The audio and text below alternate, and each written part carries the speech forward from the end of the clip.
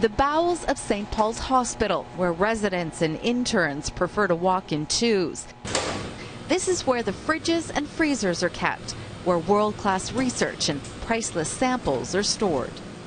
I had real concerns actually about the research infrastructure because, we're collecting samples from patients. These are very precious, sometimes irreplaceable samples, and, was there going to be power outages and the freezers were going to turn off and we were going to lose all the samples? So I had a number of concerns. Dr. Liam Brunham was a major get for St. Paul's Centre for Heart and Lung Innovation. He could have practiced anywhere. He chose St. Paul's. I always really admired I think the spirit of the people that work in this hospital, kind of despite the crumbling infrastructure.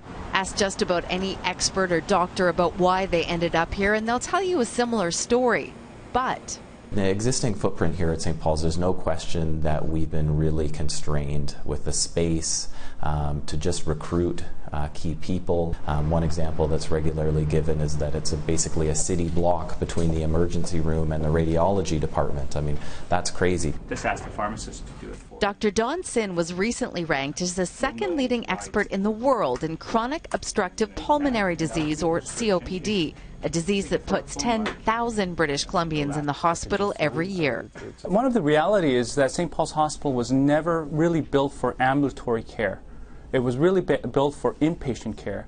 Now, at least half of the building is being used for outpatient services. And that creates huge problems because there's tremendous patient traffic. He chose St. Paul's despite the challenges. Even getting from the lab to see patients is a pain.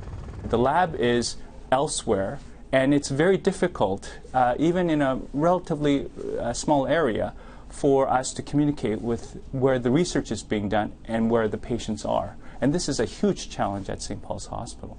But the biggest problem, recruiting new researchers into an old St. Paul's.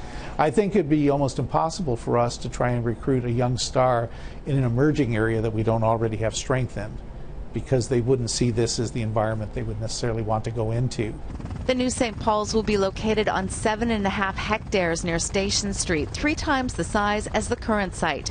There's talk of a research tower and a flow that actually functions. I can see St. Paul's going from where it is, which is a place of excellence, to a place of exceptional excellence in 7 years' time. And I want to be part of that. And I think our patients want to be part of that. Our staff wants to be part of that. Our students and trainees want to be part of that enterprise. Randene Neill, Global News.